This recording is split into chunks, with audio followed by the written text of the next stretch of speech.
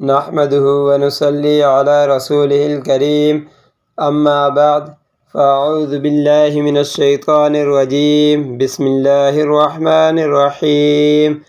حافظ باسط وظائف کی جانب سے تمام معزز ناظرین کو السلام علیکم۔ معزز ناظرین، آج ایک ایسا عمل بتلانے لگا ہوں جس عمل سے آپ کی زندگی بدل جائے گی۔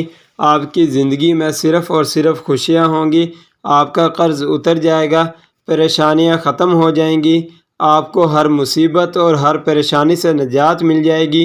وہ کون سا وظیفہ ہے اور وہ کون سا عمل ہے؟ اور ایک آج کا ایسا وظیفہ ہے کہ جس کے کرنے سے آپ کو آسانیاں ہی آسانیاں ملیں گی۔ آپ کو باہر جانے کی ضرورت نہیں، آپ کو لمبے چوڑے وظائف کرنے کی ضرورت نہیں، آپ کو زیادہ محنت کی ضرورت نہیں۔ بس آپ کے پاس ایک تالا، ایک لاک ہونا چاہیے۔ آپ وظیفہ کر سکتے ہیں۔ اللہ تبارک و تعالی اس وظیفے کی برکت سے ایک دن میں کروڑوں کا مالک بنا دے گا، آپ کو اربوں خربوں کا مالک بنا دے گا۔ بس آپ نے یہ وظیفہ نہیں چھوڑنا، دوسروں کو بھی بتانا ہے اور اپنے بہن بھائیوں کو بھی بتائیں، اور جتنا ہو سکتا ہے دوسروں کو فائدہ دیں اس وظیفے کو شیئر کر کے۔ آج کا وظیفہ میں آپ کے ساتھ شیئر کروں گا۔ اس سے پہلے گزارش ہے کہ اپنے نئے ویور سے کہ ابھی تک آپ نے حافظ باسط وظائف کے چینل کو سبسکرائب نہیں کیا تو آپ چینل کو سبسکرائب کر دیں، بیل آئیکن کے بٹن کو پریس کر دیں تاکہ آنے والی مزید اچھی نئی ویڈیو آپ تک بآسانی پہنچ سکیں۔ تو مصطفیٰ دو جہان صلی اللہ علیہ وآلہ وسلم نے نماز کے بعد حمد و ثنا، درود شریف اور حمد و ثنا کرنے والے سے فرمایا کہ دعا مانگ قبول کی جائے گی، سوال کر دیا جائے گا۔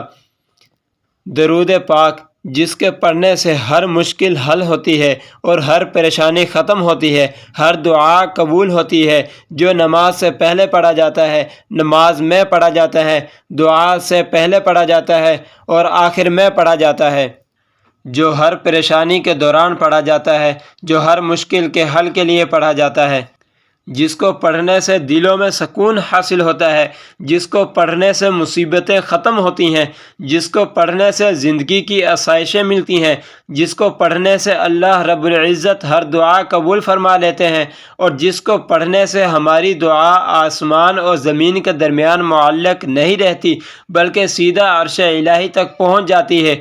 اللہ تبارک و تعالی قرآن پاک میں ارشاد فرماتا ہے، ان الصلاۃ تنہی عن الفحشاء والمنکر، بے شک نماز بے حیائی سے روکتی ہے اور بری باتوں سے۔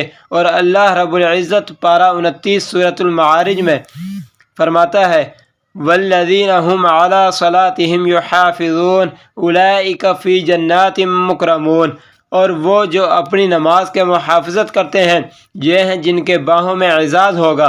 آپ چاہتے ہیں کہ آپ کی روزی میں برکت ہو تو نماز سے روزی میں برکت ہوتی ہے، نماز سے بدن کو راحت ملتی ہے، نماز سے دعاؤں کی قبولیت ہوتی ہے، نماز سے رحمت نازل ہوتی ہے، نماز قبر کی تنہائی میں ساتھی ہے، نماز مومن کی معراج ہے، نماز نیکی کے ترازو کو وزنی کر دیتی ہے۔